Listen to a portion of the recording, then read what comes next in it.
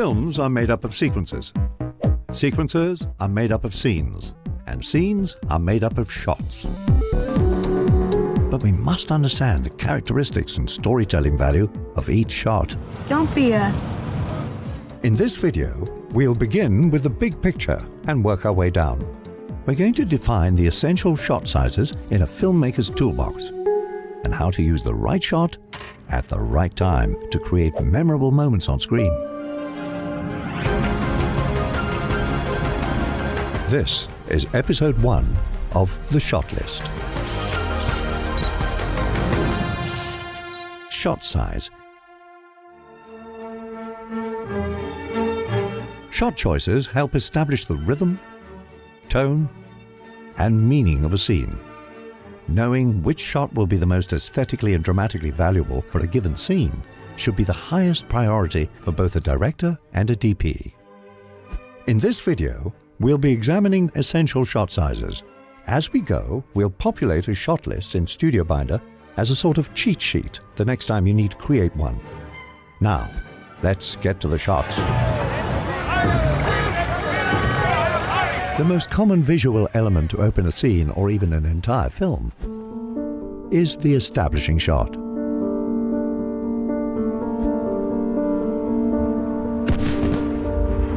It is typically wide enough to establish the geography, time of day, show the scale of subjects in relation to their environment, and is often used to transition between scenes. With genres like science fiction, where entirely new worlds need to be introduced, the establishing shot is crucial. Blade Runner 2049 opens with a series of establishing shots. We get the first impressions of near-future Earth with industrial and futuristic farms outside the city. So remember, an establishing shot is a crucial introductory component of any scene. It can mark a transition to a new location, or introduce crucial details about the location or world. The establishing shot is often followed up with a master shot, or simply the master.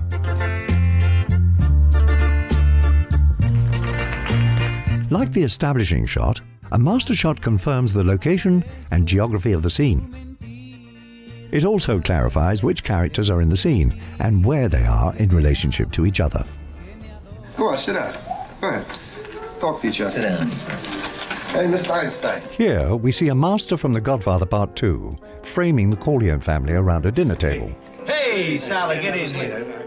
The majority of this scene is played in the master to emphasize the family's close-knit relationship. Your country ain't your blood, you remember that. I don't feel that way. Until Michael drops some devastating news. Well, if you don't feel like that, why don't you just quit college and go to join the army? I did. I enlisted in the Marines. Mikey, why didn't you come to us? What do you mean? I mean, Pop had to pull a lot of strings to get your deferment. I didn't ask for it. I didn't ask for deferment. I didn't want it. What's wrong? Come on, knock it off. Come on. But it also helps make Michael split from the family visual from this to this. Stupid. And we feel the emptiness around him that much more.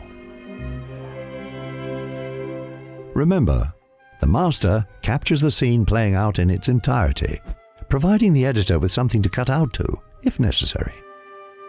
Moving on. Wide shot, WS. Let me tell you about my boat.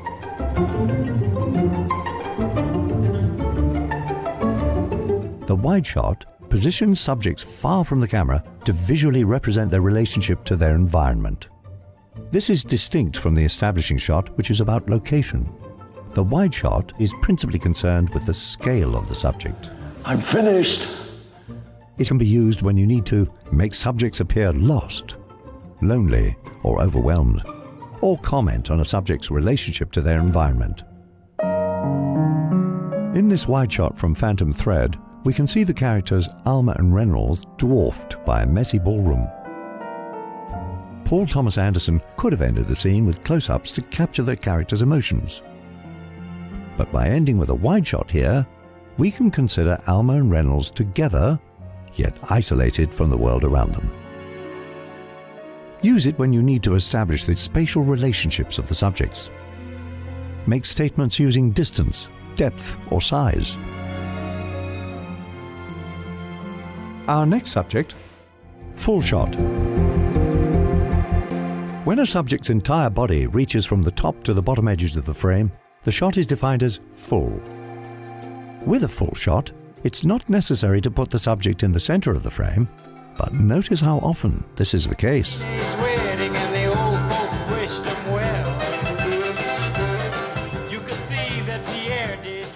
This example is effective because it is tight enough to tell a story with the character's face, but wide enough to further the story by observing her entire body, posture, and wardrobe.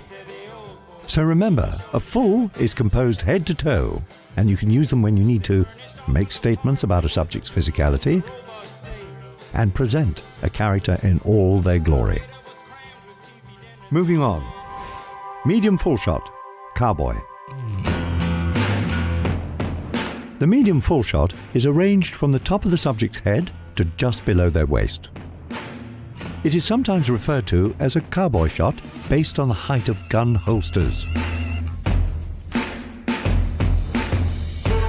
Here we can see complementary angles from The Favorite, composed in medium fulls. The cowboy angle on the character Lady Sarah is particularly strong and confrontational. This isn't a Western and features no holsters, but it's hard not to think of cowboys when firearms are deployed like this. Use it when you need to present a subject as confident, dangerous, or confrontational, especially when weapons might be drawn. Moving on. Medium shot, MS. Perhaps the most popular shot size in all of cinema is the medium shot. But why? Because it's more of a neutral shot, neither dramatic like a close-up or distancing like a wide shot. It captures the subject in a size similar to how we interact with people. Will you hold still? The typical composition of a medium shot starts above the waist but below the chest and ends just above the head. Shot sizes deployed in animated films function under the same compositional rules. Oh! Hello. Let's look at an example to better illustrate this. In this scene from Coco, Miguel watches a film starring his idol. The medium shot composition accommodates quite a bit. The props from Miguel's shrine, the detail on the TV screen, and Miguel's reactions to it. It's an intimate moment as we observe Miguel's joy, along with the objects of his affection in a single frame. Follow my heart. You know that feeling? Like this? So remember, the typical composition of a medium shot starts above the waist, but below the chest, and ends just above the head. Use it when you need to dig into a subject's eyes without losing their physicality or environment, or utilize a true middle ground approach that is neither jarring nor especially dramatic. Our next subject, medium close-up shot, MCU. When a shot frames a subject from mid-chest to just above their head, it is referred to as a medium close-up. Medium close-ups are about reducing distraction and prioritizing story and character details.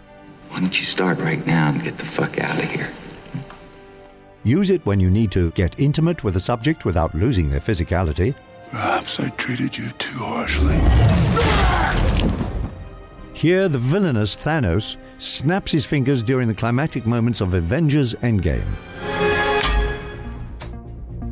With this shot size, we have room for the Infinity Gauntlet, and Thanos' look of cruel satisfaction in thinking he has won. But when he fails, this medium close-up is designed to also capture his reaction.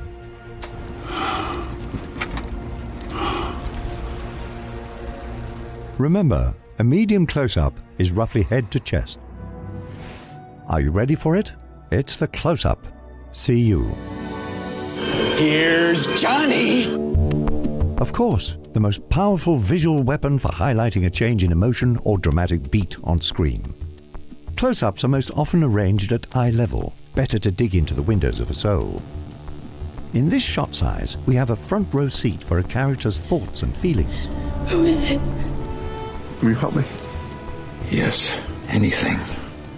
The close-up is about empathy and illustrates how dramatically effective it can be in a time of decision or anxiety. Our final category: Extreme Close-Up Shot, ECU. An extreme close-up, or ECU, frames a subject to isolate a specific area. This could be lips, ears, or nose, but the eyes are typically the focus. Like here in Kill Bill Volume 1. As the bride is swarmed by the crazy 88, we cut back and forth between their entry points and her frantic eyes.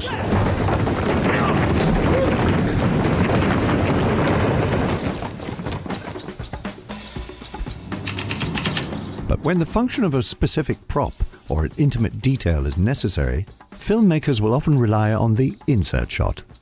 Inserts are most commonly used to highlight and isolate something crucial to the narrative.